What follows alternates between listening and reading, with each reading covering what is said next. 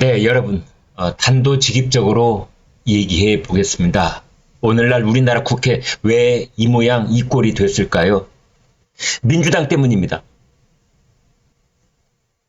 애둘러 말할 필요도 없습니다. 여러분, 4년 전 기억하시죠? 민주당이 자기네들 말로 검찰 개혁을 하겠다면서 공수처법 밀어붙였지 않습니까? 여러분, 공수처가 우리나라에 아직도 있다는 거 기억하십니까? 이럴 정도로 있으나 마나한 그 존재 이유, 존재 가치를 국민들께 보여주지 못하고 있는 공수처. 그거 만드느라고 이른바 엿바꿔 먹기를 했던 겁니다. 공수처를 얻기 위해서 선거법을 고친 겁니다. 여기에 진보 쪽 군소정당들이 깜빡 속았던 거지. 그래서 선거법만 고치면은 준연동형 비례대표제 이것만 하면은 정의당을 비롯한 이제 군소정당들도 원내 진입이 가능해질 거라고 그렇게 착각을 하게 만들었던 것이 바로 선거법 개정이었던 겁니다. 그래서 이제 그런 당들은 이 공수처를 만드는 민주당에게 동조를 해주고 대신 선거법을 얻어냈다라는 생각을 가졌던 모양인데 그 선거법으로 막상 선거를 치러보니까 이게 웬일입니까? 이게 웬일입니까?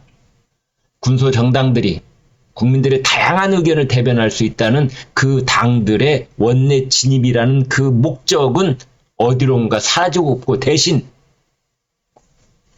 더불어민주당이 공룡 정당이 됐던 겁니다.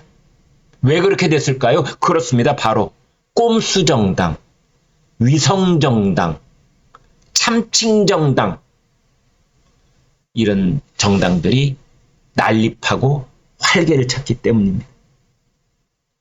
그래서 이제 이걸 고쳐야 된다, 이걸 고쳐야 된다 하는데 여러분 놀랍게도요.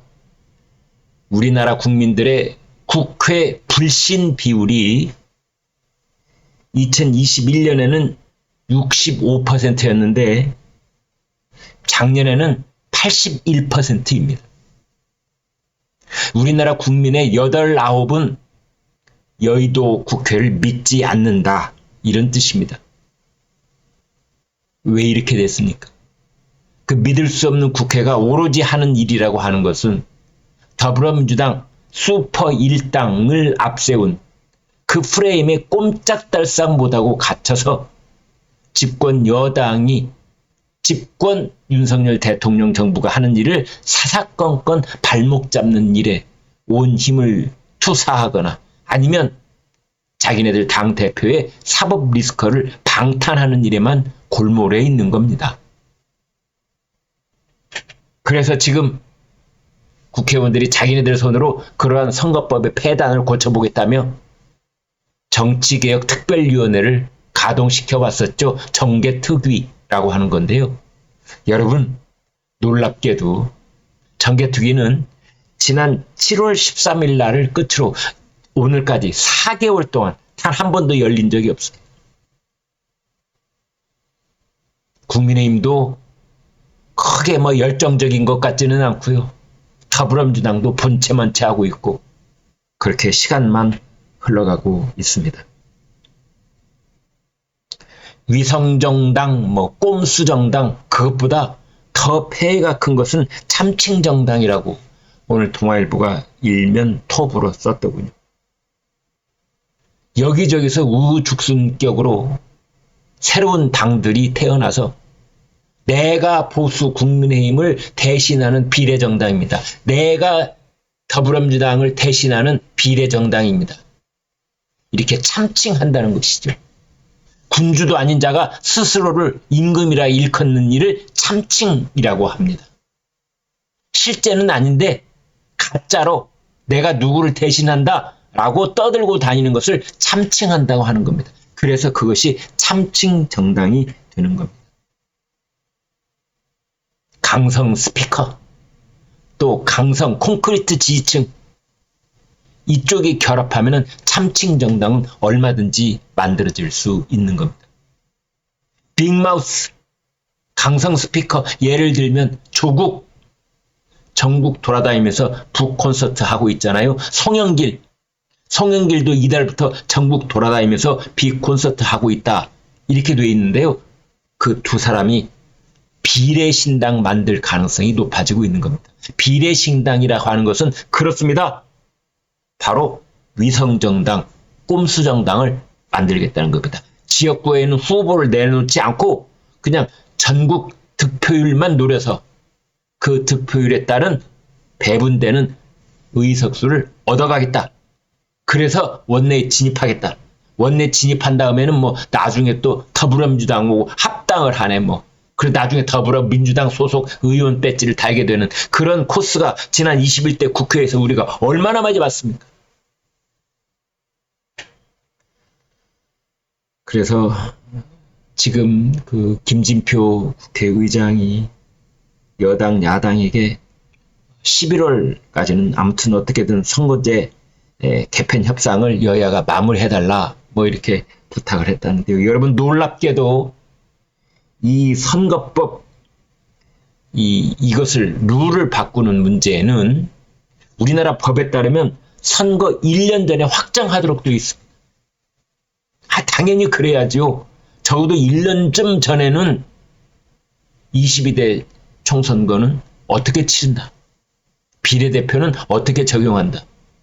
지역구는 어떻게 한다. 선거구는 어떻게 획정한다. 이런 게 결정돼야 된다. 라고 우리 법에는 돼 있는 겁니다. 1년 전에. 2023년 지난 4월 10일 이전에 이미 다 끝마쳐 놨어야 되는 건데 지금 아무것도 손을 안 대고 국회는 손 놓고 있는 겁니다. 이 사람들 말이죠. 세비 한 푼도 주면 안 됩니다.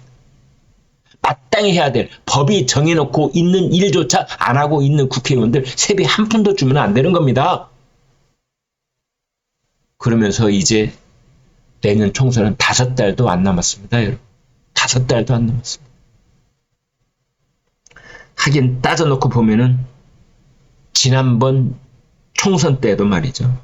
불과 총선을 4개월 앞두어 놓고 2019년 12월 민주당이 국민의힘을 배제한 채 군소 정당들하고 함께 강행 처리를 했던 것이 지금 우리가 가지고 있는 선거법입니다. 이번에도 또 그러려고 그러겠죠. 이번에도 내년 4월 10일 이전 4개월 전 그러니까 아마 11월 말 12월 초 이때쯤 정부 여당의 예산안 통과하고 맞물려서 정계특위가 그때 마지막 마무리를 하려고 하는 게 아닌가 이제 이런 생각도 드는 겁니다. 그래서 밀당을 하고 기브 앤 테이크를 하고 예산안을 어쩌지 뭐 통과시켜 줄 터이니 선거법은 뭐 양보를 하라 이런 식으로 밀실 협상을 할 가능성이 있고 주고받기 협상을 할 가능성이 있고 이제 그렇게 되어 있습니다. 현재 국민의힘 쪽에서는 병립형 비례대표로 그러니까 원래대로 돌아가자.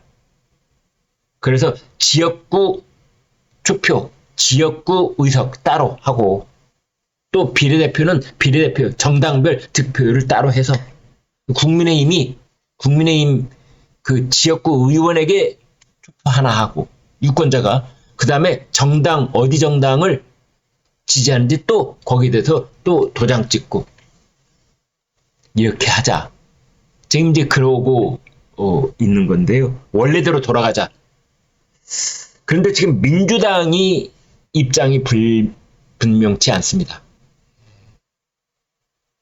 민주당 지도부는 국민의힘처럼 원래대로 돌아가고 싶어 하는데 지금 눈치를 보고 있습니다. 누구 눈치냐? 그렇습니다. 진보 진영 쪽의 군소 정당들. 그 사람들이 원내 진입을 하기 위해서 그 사람들은 지금과 같은 선거제를 그냥 놔두지 않은 쪽이기 때문에 나중에 그 사람들 힘이 필요할 때 선을 내밀기 위해서 그 사람들에게 정반대로 가는 그런 의견을 내놓지 않고 있는 겁니다. 아무튼 조국 송영길 그리고 국민의힘 쪽에서는 이준석 여기가 자기네들의 그 부분적인 팬덤 그룹하고 또 그 사람들을 지지하는 쪽에 어떤 지지층 많든 적든 그걸 토대로 해가지고 위성정당 혹은 참칭정당을 만들어서 그 사람들이 이렇게 저렇게 연대를 하고 선거판을 아주 복잡하고 혼란스럽게 만들어 놓을 가능성은 계속 열려 있다. 이렇게 볼 수 있겠습니다. 그런 상황 속에서 여러분 눈여겨보십시오. 의원 꿔주기를 합니다. 의원 꿔주기라고 하는 것은 이 비례신당이든 또는 제3지대 신당이든 당을 만들었을 때 의원을 5명 이상 꿔주면 그렇습니다. 기호를 저 앞자리를 받을 수가 있는 겁니다. 지금 기호 3번을 놓고 경쟁이 심하고 기호 3번, 기호 4번, 기호 5번 이렇게 가야 되는 겁니다. 기호 7번, 8번, 10번 하면은 그렇습니다. 표를 얻는데 매우 불리하기 때문에 지금 앞자리를 놓고 다툼이 심한데 이때 그 비례 신당